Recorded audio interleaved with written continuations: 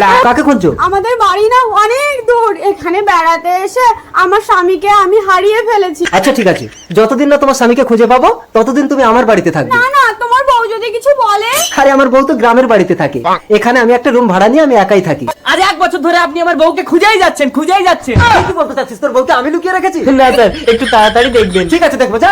আউ ও পুলিশ, আজ 1 বছর হয়ে গেল, আমার স্বামীর কোনো সন্ধান পেলে?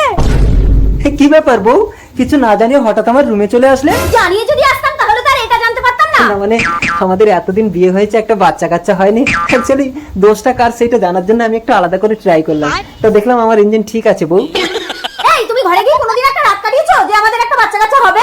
বউ বউ হারিয়ে গেলে কখনো ভুলেও এই পুলিশটাকে জানাবেন না, তাহলে কিন্তু এই বাচ্চা সমেত বউকে ফেরত নিতে হবে। সত্যিটা তাহলে বলেই ফেলি, আসলে আমি কোনো পুলিশ না। হেল্ল' ফ্ৰেণ্ড, ভিডিঅ'টো চাই কেনেকুৱা পালে? যদিহে আপোনালোকে ভিডিঅ'টো চাই ভাল পালে তেতিয়াহ'লে এটা লাইক কৰি দিব।